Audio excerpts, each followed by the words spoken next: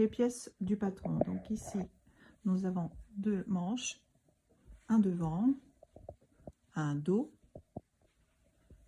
les deux pièces pour la patte de boutonnage et la bande de biais de 3,5 cm de large. La première chose que nous allons faire, c'est d'entoiler les pattes de boutonnage avec une gliséline thermocollante. Et nous allons faire les pinces. Donc les pinces, je les ai marquées et faufilées au préalable.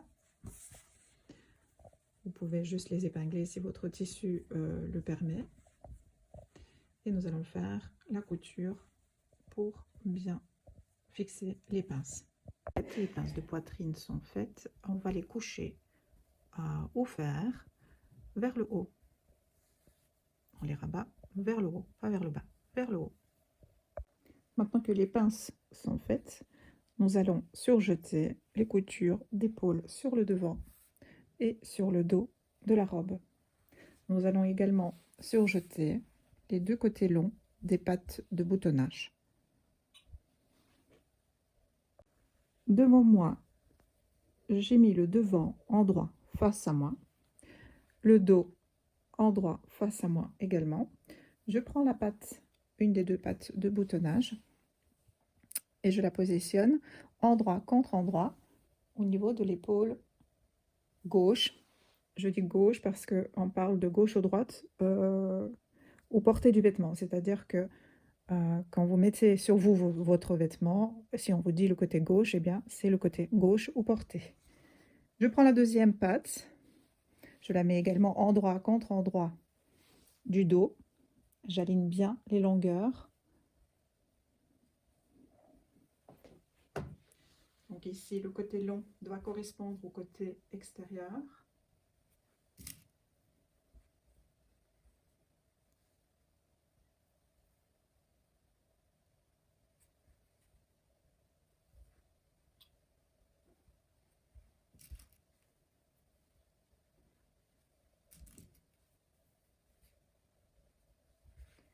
Ici, le côté long, il est plutôt au niveau de l'encolure.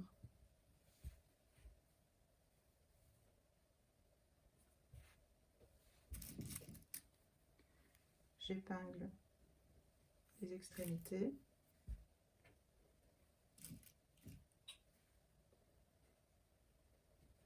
Je vais faire une couture à 1 cm du bord tout le long sur le devant et le dos. Voilà, la piqûre est faite. Maintenant, nous allons rabattre la patte vers le haut,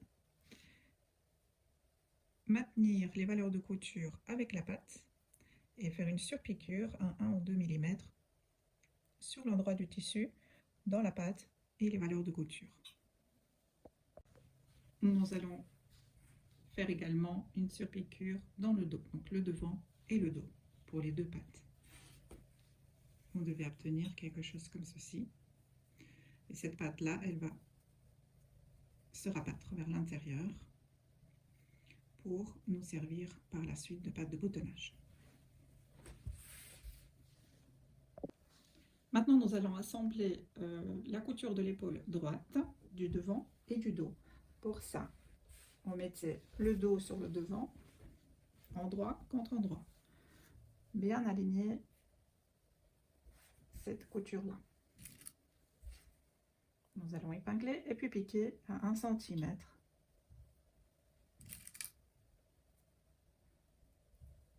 Un centimètre du bord. Comme ceci. Cette couture-là, nous allons repasser avec les valeurs de couture ouvertes, comme ceci. Nous allons préparer le biais. On va le plier en deux dans le sens de la longueur, endroit à l'extérieur. Et nous allons repasser le biais pour bien former le pli, pour qu'il soit bien plié en deux, sans le tirer. Et c'est uniquement au fer à repasser. Maintenant que le biais est préparé, donc il a été repassé de façon à former un pli à l'extérieur, nous allons positionner le premier côté sur le bord de notre patte de boutonnage et du devant. Donc ici, je replie la patte endroit contre endroit. J'enlève le surplus pour aligner les bords.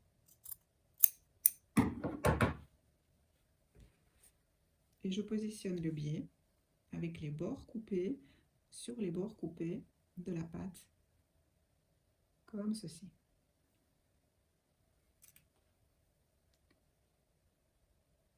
Je vais épingler.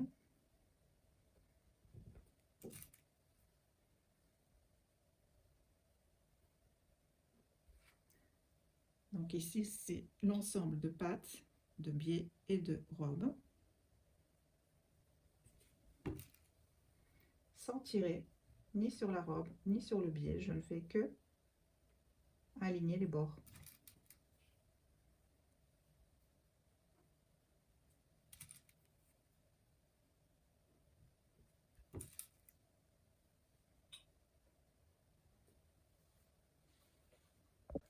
Arrivé à la fin, donc vous commencez par un côté, vous terminez de l'autre côté. Si vous reste un petit bout de biais, vous pouvez le couper.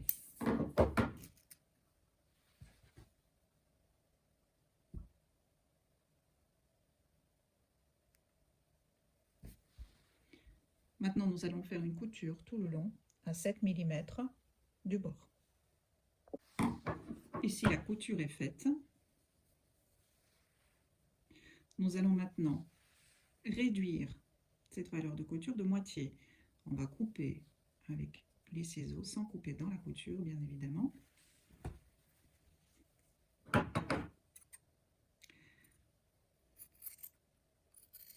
Tout le pourtour. Voilà, on réduit plus ou moins de moitié.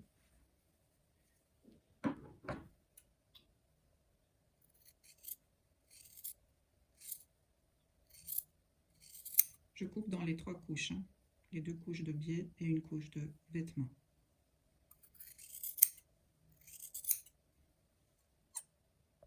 On peut également couper le coin, dégarnir ici à cet endroit pour que le retour de la pâte soit moins épais à cet endroit. Donc ici, je vais juste couper dans le biais. Comme ceci. Pareil de l'autre côté.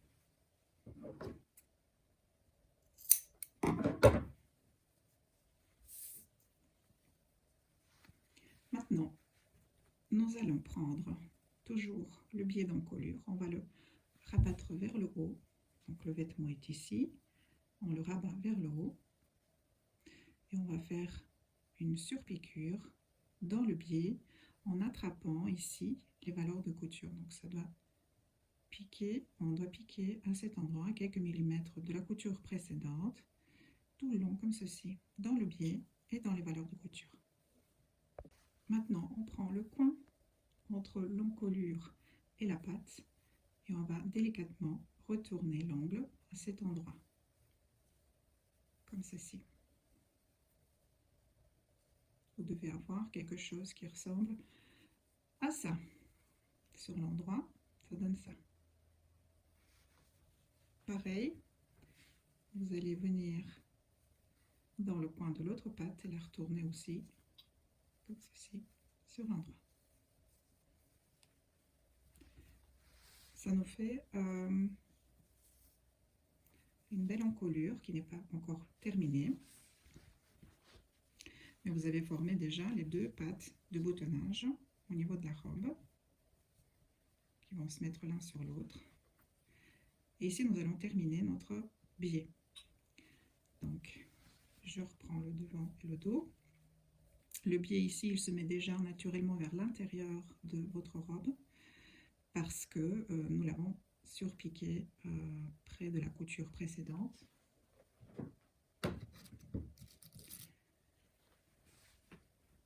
Ici, nous allons épingler tout le long.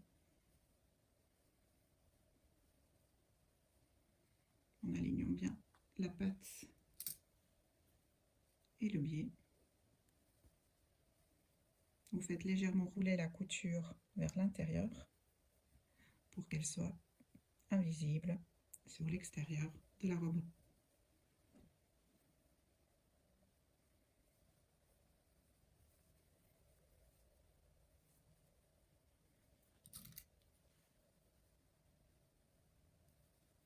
Une fois que vous avez épinglé tout le tour de votre biais au niveau de l'encolure, vous viendrez faire une couture entre la fin de la patte à cet endroit et tout le long du biais à 1 ou 2 mm du bord plié ici, tout le long comme ceci. Arrivé à cet endroit, vous vous arrêterez au niveau de la patte ici. On obtient cette jolie finition avec le biais sur le pourtour et le coin ici dans les pattes de bottonnage est complètement caché. Et la patte, elle viendra se mettre comme ceci. Ici, on continue. Nous allons assembler les côtés de la robe.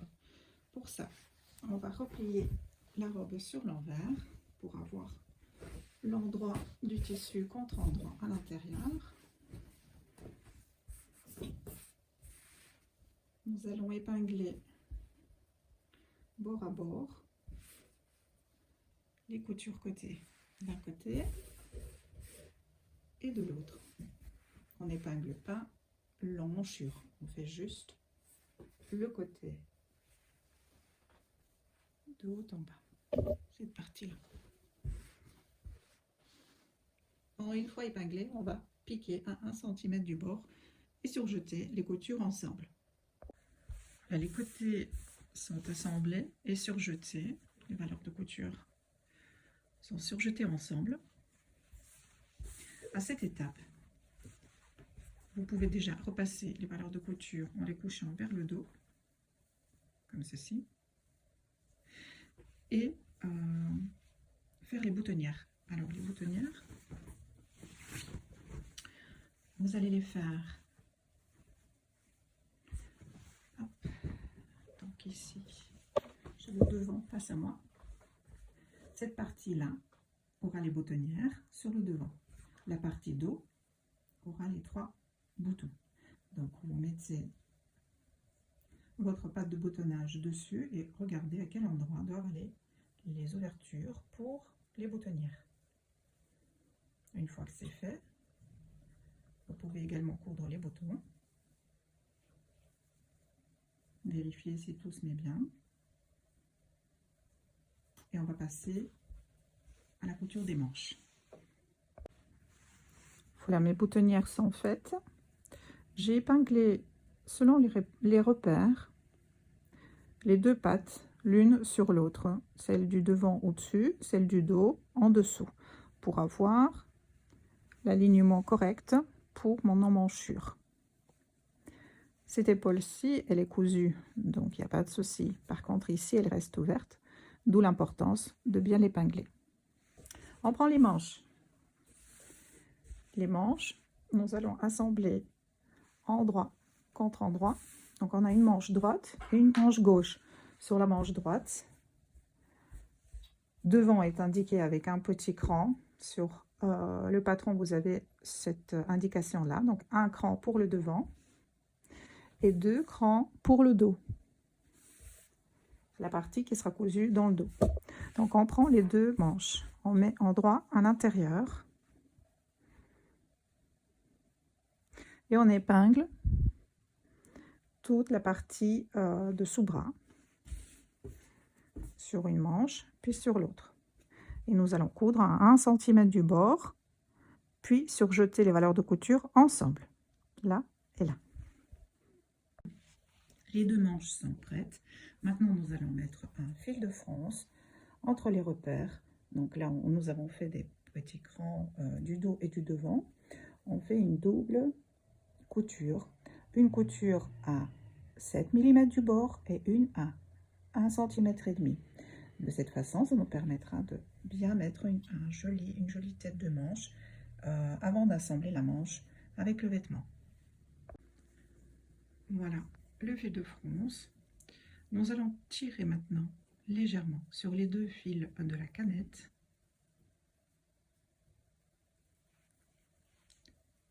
en répartissant la fronce de la tête de manche.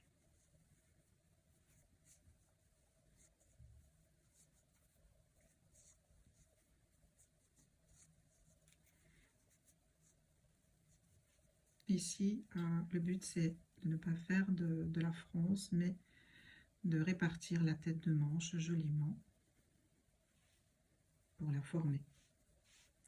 Vous voyez déjà la tête de fronce, elle est bien belle. On va répartir cette fronce pour ne pas la voir lors de la couture. Toute cette partie-là doit être sans pli.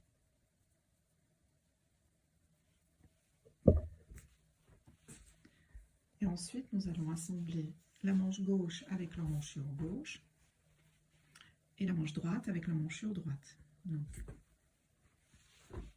l'emmanchure gauche, c'est là où on a la patte de boutonnage. Je trouve mon dos, donc j'ai 2 crans ici. Cette partie-là va se mettre dans le dos, comme ceci.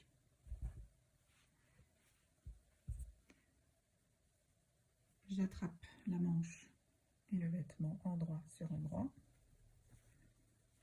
Je retourne vers l'intérieur et j'aligne les crans. Le premier cran donc à la couture de la tête de manche, un cran pour le dos et un cran pour le devant de l'emmanchure. On va épingler l'ensemble.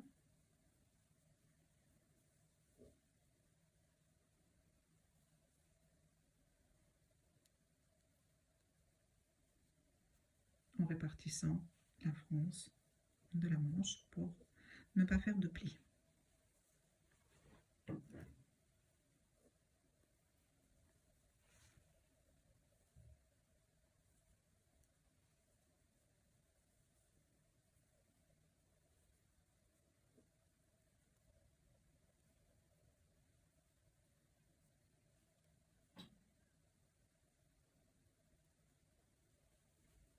Là, j'ai un peu de marge, donc je peux répartir les fronces un peu plus. Et ensuite, j'épingle.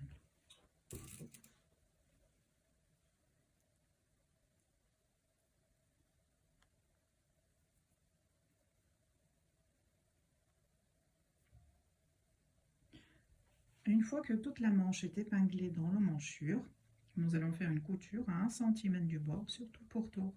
Et on fait la même chose avec la deuxième manche. La couture de la manche à l'emmanchure est faite. Maintenant, nous allons retirer les fils de fronce. Il faut les enlever, tout simplement, en tirant petit à petit pour ne pas abîmer votre vêtement.